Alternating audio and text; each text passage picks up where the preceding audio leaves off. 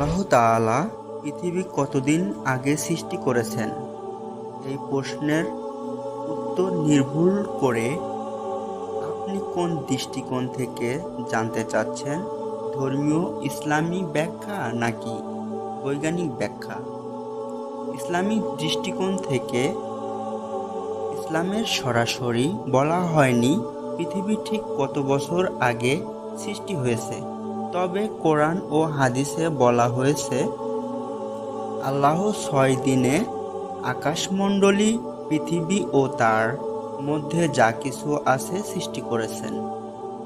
নিশ্চয়ই তোমাদের পালনকর্তা আল্লাহ, যিনি আকাশসমূহ ও পৃথিবী 6 দিনে সৃষ্টি করেছেন।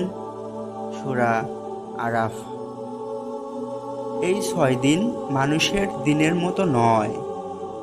আল্লাহর সময়ের মাপকাঠি ভিন্ন।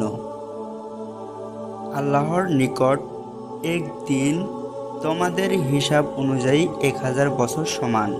সূরা হাজ।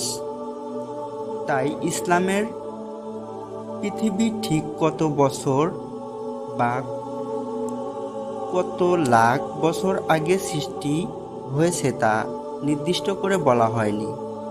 এটি আল্লাহর গায়েব অদৃশ্য জ্ঞানের অন্তর্ভুক্ত। অন্যদিকে বৈজ্ঞানিক দৃষ্টিকোণ থেকে বিজ্ঞান বলছে পৃথিবীর বয়স আনুমানিক 4.54 বিলিয়ন বছর, অর্থাৎ 454 কোটি বছর।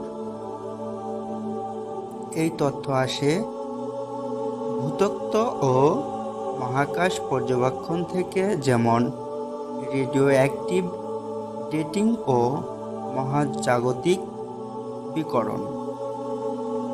সংক্ষেপে উত্তর, ইসলামী মতে নির্দিষ্ট সময় বলা হয়নি। আল্লাহ 6 দিনে সৃষ্টি করেছেন, যা প্রাকৃতিক আমাদের বোঝার মতো নয়।